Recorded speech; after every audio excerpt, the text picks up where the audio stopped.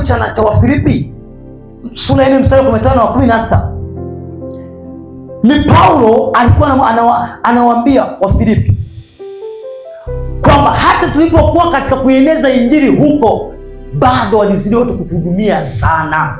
Walitoa misaada yao, walitoa vitu vyao, walitoa fedha zao kwa ajili ya huduma ya Mungu. So watu walichukua na mioyo ya kujitoa. Sasa wewe ulicho nacho Mungu alichokubariki, unajitoaje ndani ya kanisa lako?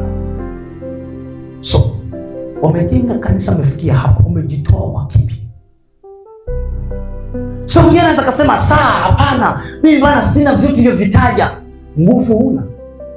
Sasa kuja kubeba tofali, kuchanganya zege huwezi.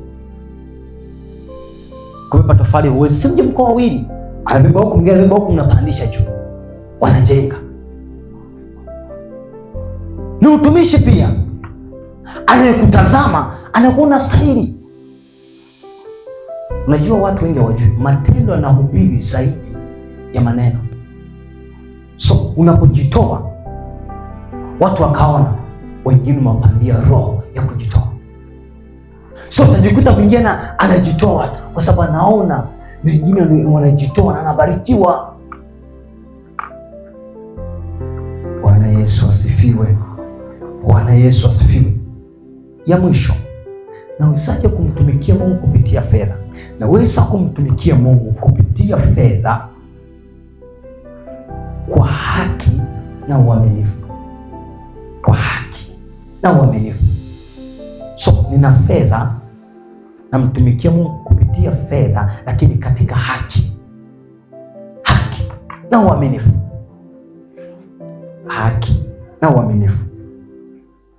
Mithali 11 mstari wa kwanza. Luka 16 mstari wa 10.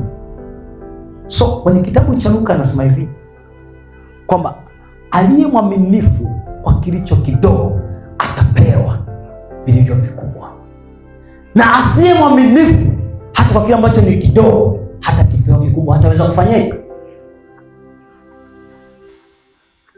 Bwana Yesu asifiwe. So kile kidogo ulicho nacho unakifanyia haki, una uaminifu nacho. Sawa, nina ka10,000 ndio. Je, ka10,000 kama nisaidia katika kumtumikia Mungu,